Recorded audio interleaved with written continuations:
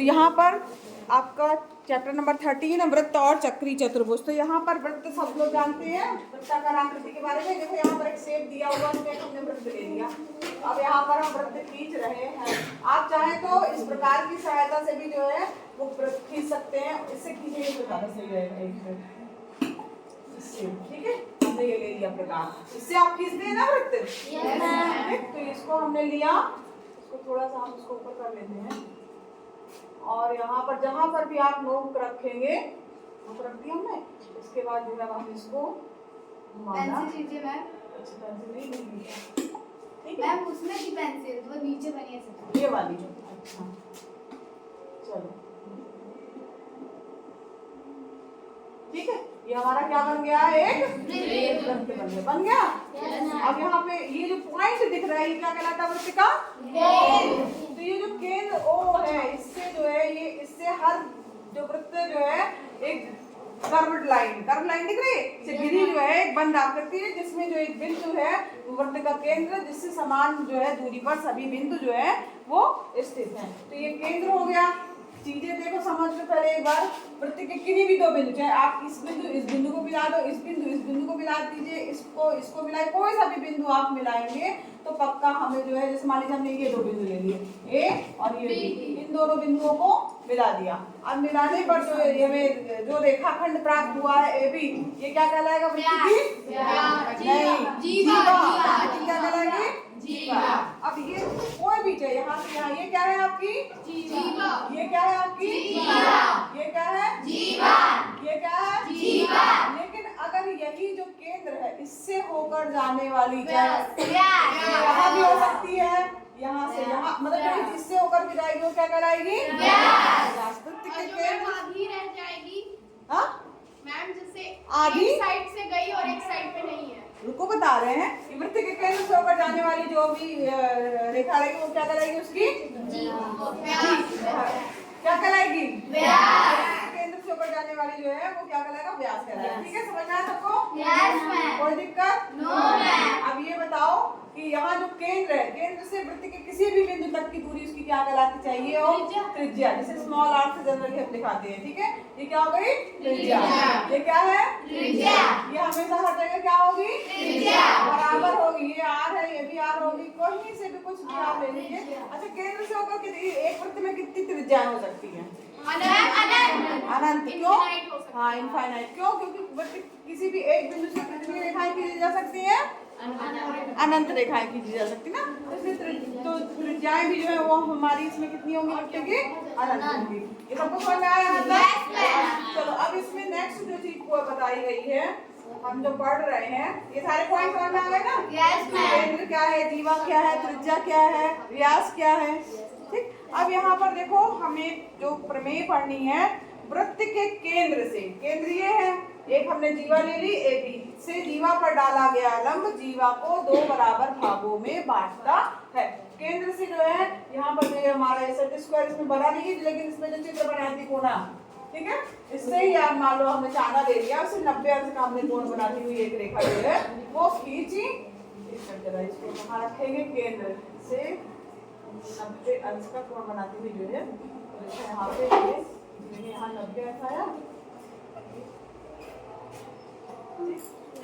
इसको मतलब कि ये जो है केंद्र से जो आपका O है उससे जो है इस पर हमने एक रेखा खींची जो कि जो है ये 90 अंश का कोण, ये 90 है तो ये वाला भी 90 होगा। तो यहाँ पर जो हमारी प्रमेय कह रही है कि केंद्र से जीवा पर डाला गया लंब जीवा को दो बराबर भागों में बांट रहा है, बांटता है। हमने यहाँ पर एक इसकी जो पॉइंट यहाँ पर मिला उसको क्या हमने नाम दे दिया, एन दे दिया। ठीक है, सबको समझ में आना ना। यहाँ पर जो है अब कैसे सिद्ध होगा कि जीवा पर डाला गया लंब जीवा को दो बराबर भागों में बांटता है। हमने एक वृत्त लिया, दूसरा वृत्त लिया, और जब हमने लंब डाल लिया तो ए से एम की बीच की दूरी ली और एम से बी के बीच की दूरी, किसकी क्या क्या दूरी ली, ए एम और बी एम। ठीक है, ए एम ले लिया, ए एम को नापा हमने कितना सेंटीमीटर है, और एम बी या बी एम को भी नाप लिया कितना सेंटीमीटर है। जब ये दो, अरे दूरी है बेटा, 90 कहाँ से, अंश नहीं बोल रहे हैं, कोण होगा यार, हाँ ये दूरी नापेंगे आप। अब इसको नाप लिया स्केल की सहायता से, मान लो आपका ये 1.5 सेंटीमीटर है, मान लो 1.5 सेंटीमीटर है, तो ये वाला भी आपका 1.5 ही आ रहा है, तो दोनों क्या है आपस में बराबर, बराबर यानी कि समद्विभाजित, यानी समान दो बराबर भाग है। यानी जो लंब हम डाल रहे हैं तो जीवा को दो बराबर भागों में बांट रहा है। अब ये अलग अलग नाप आ सकती है, छोटा वृत्त भी हो सकता है, बड़ा वृत्त भी हो सकता है ये नाप किसी में 4 आए, लेकिन अगर यहाँ 4 आ रहा है तो यहाँ पे भी दूसरा वाला भी आपका 4 ही आएगा। जब ये कई बार आप करेंगे और इसका एक टेबल बना लेंगे तो आप देखेंगे AM में से BM को जब घटाएंगे तो हर बार ये क्या आएगा, शून्य आएगा, यानी बराबर है। तो इससे निष्कर्ष क्या निकल के आ गया कि वृत्त के केंद्र से जीवा पर डाला गया लंब जीवा को समद्विभाजित करता है या दो बराबर भागों में बांटता है। ठीक है, इसके बाद देखो इसी में इसका अपोजिट दिया गया है।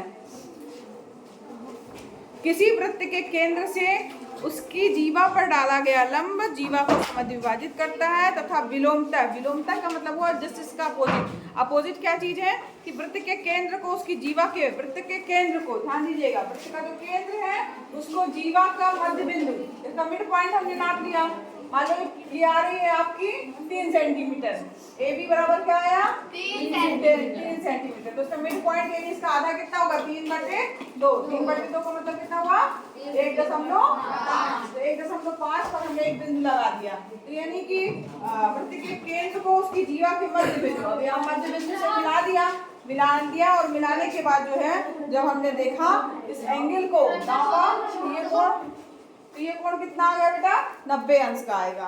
ठीक है, 90 अंश का आ रहा है, मतलब कि क्या है इस पर ये लंब है, 90 अंश का कोण आ रहा है, इसका मतलब क्या हुआ कि हाँ जाओ बेटा जीवा के मध्य बिंदु से मिलाने वाला रेखाखंड जीवा पर लंबवत होता है। ठीक है, अगर केंद्र से जीवा पर लंब डालेंगे तो दो बराबर भागों में बांटेगा। ठीक, ध्यान से समझिए, केंद्र से जीवा के मध्य बिंदु लंब डालेंगे तो दो बराबर भागों में बांटेगा, और इसका अपोजिट क्या है कि अगर जो जीवा है उसके मध्य बिंदु को जो है केंद्र से मिलाएंगे तो जो आपको रेखा प्राप्त हो रही है वो इस जीवा पर क्या होगी, लंब होगी, यानी 90 अंश का कोण बनेगा। ठीक है, तो ये जो है आपकी प्रमेय है। इसी पर आधारित जो है वो प्रश्न है अभ्यास 13.a में। आइए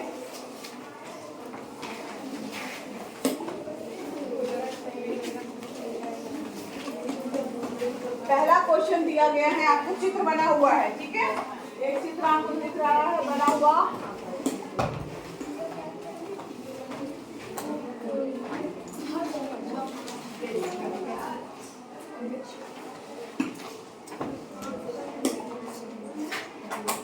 अब ये दिया हुआ चित्र बना हुआ है ना, ऐसे दिया है, ये दिया है AB और ये दिया है O, यहाँ पर एक रेखा दिख रही होगी, ये यहाँ पे M दिया है। ठीक, अब प्रश्न में दिया है कि O वृत्त का केंद्र है, जो चीज दी रहती है सबसे पहले वो आप लिख दिया करिए, दिया है। जब भी प्रश्न आता है मैथ्स में स्टेप वाइज मार्किंग होती तो हमेशा प्रश्नों को जो है जो चीजें दी होती हैं वो आप लिख दिया करिए, जो ज्ञात करना रहता है वो भी लिखा करिए कि हाँ अब ये क्वेश्चन में ज्ञात करना, उससे संबंधित फार्मूले आ रहे हैं वो लिख दीजिए। ठीक है, उसको हल करने की कोशिश कीजिए। तो चूंकि स्टेप वाइज मार्किंग होती है तो कभी कभी ऐसा होता है कि जो प्रश्न नहीं भी बन रहा तब भी उसमें हम 1-2 नंबर ले सकते हैं। नहीं, इसमें इस प्रश्न में रचना के चरण नहीं लिखना है, इसमें आपको देखो प्रश्न ये कह रहा है कि O वृत्त का दिया है, O वृत्त का केंद्र है। ठीक है, और क्या दिया है, वृत्त की त्रिज्या 5 सेंटीमीटर, त्रिज्या यानी कि हम O से ये इसको मिलाएंगे अगर हम तो ये कितना दिया हुआ है 5 सेंटीमीटर त्रिज्या या OA बराबर 5 सेंटीमीटर। ठीक है, ये भी दिया हुआ है हमें। फिर इसके बाद क्या दिया है, एक वृत्त की जीवा AB है जिसकी लंबाई 6 सेंटीमीटर, यहाँ से यहाँ तक की दूरी कितनी दी हुई है 6 सेंटीमीटर, इसकी A और B, AB बराबर 6 सेंटीमीटर दिया। ठीक है, और यदि OM लंब है AB, और क्या चीज दिया है OM जो है लंब है किस पर, AB पर लंब है। ठीक है, ये दिया हुआ है, दिया है। ठीक है, तो OM की लंबाई यानी हमें ये ज्ञात करनी है, कोई बता सकता है कैसे ज्ञात कर सकते हैं, किसकी लंबाई मैम, OM की लंबाई ज्ञात करनी, कोई बता सकता है क्या, कैसे कर सकते हैं हम इसको मैम? ये यहाँ पे 6 सेंटीमीटर दिया, ये 5 सेंटीमीटर दिया हुआ है और ये दिया हुआ है कि ये इस पर लंब है 5 सेंटीमीटर। 5 सेंटीमीटर कैसे होगी, क्योंकि मैम वो जो O से लेके A वो तक की भी लंबाई 5 सेंटीमीटर है और O से लेके M तक का भी अगर देखा जाए वो भी 5 नहीं होगा, 5 क्यों होगा? ये तो इतना है ऑलरेडी, पर समझ में आ रहा है कि वो कम होगा।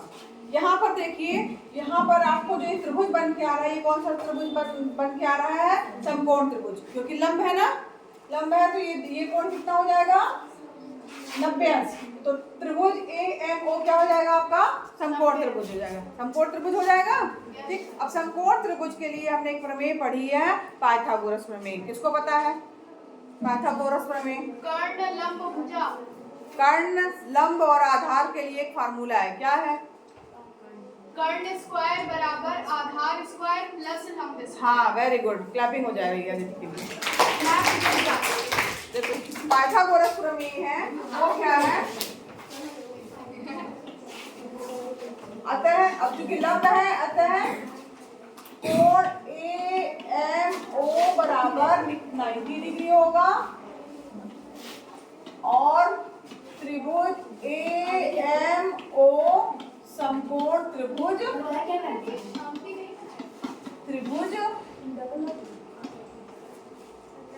अतः ले सकते हैं और की जगह, ठीक है। अतः ये जो है समकोण त्रिभुज है।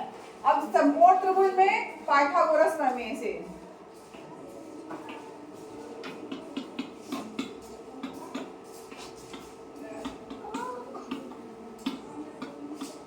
यहाँ देखिए, कोई भी समकोण त्रिभुज होता है जिसमें 90 अंश का कोण हो रहा है, बन रहा है, ठीक है, ये मान लो 90 अंश का है, तो यहाँ पर एक भुजा बड़ी सी होगी, ये क्या कहलाती है? कर्ण।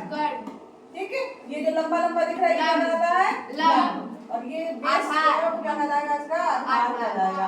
तो पाइथागोरस प्रमेय ये कहती है क्या कि कर्ण का वर्ग बराबर लंब का वर्ग प्लस आधार का स्क्वायर, लंब का स्क्वायर प्लस आधार का स्क्वायर, ठीक है। अब यहाँ पर देखिए, इससे क्या हो जाएगा?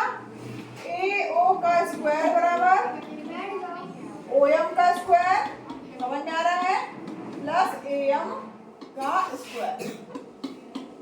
ये त्रिभुज बन गया आपका समकोण त्रिभुज। इसमें आपको पाइथागोरस प्रमेय से क्या लगा? इसमें कर्ण कौन सी भुजा है? ये वाली। तो AO का स्क्वायर यानी कर्ण का स्क्वायर बराबर लंब कौन सी है? OM का स्क्वायर और आधार कौन सा है? AM, तो AM का स्क्वायर। अब यहाँ पर जो जो चीजें दी है उसका मान रख दीजिए। अब यहाँ ध्यान दीजिए, AM नहीं दिया है, AM नहीं दिया ना आपके पास में, ये निकलेगा कैसे? निकल जाएगा कि वृत्त के केंद्र से जीवा पर डाला गया लंब जीवा को समद्विभाजित करता है, ठीक है। क्योंकि वृत्त के केंद्र से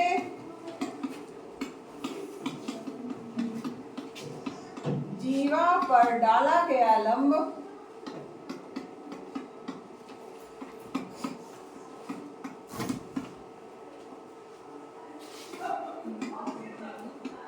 जीवा को समद्विभाजित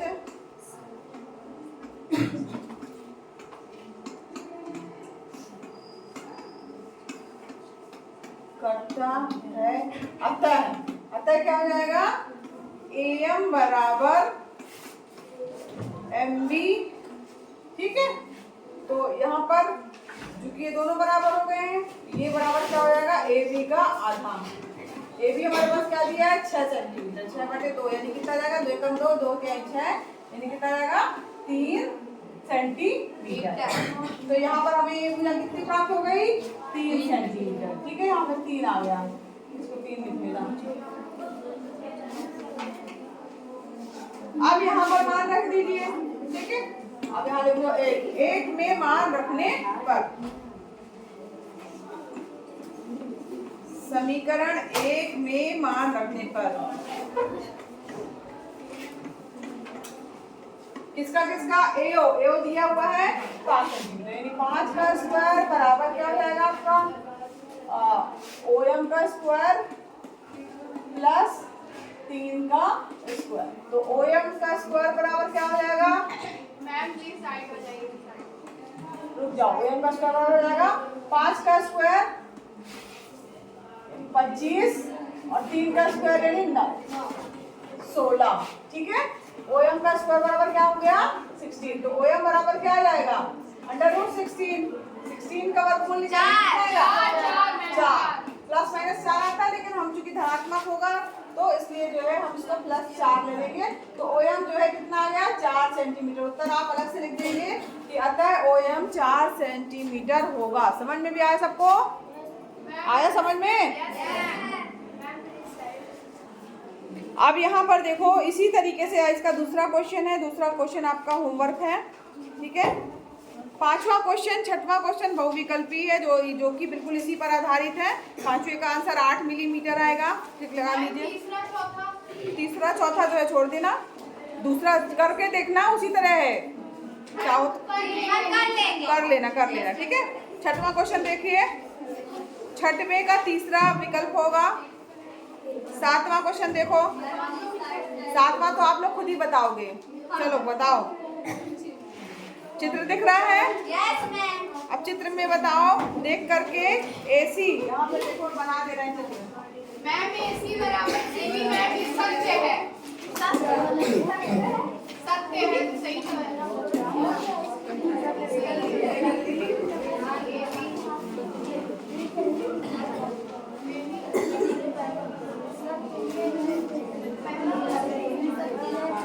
अब यहाँ पर देखो जो चित्र बना हुआ है ये इस तरीके का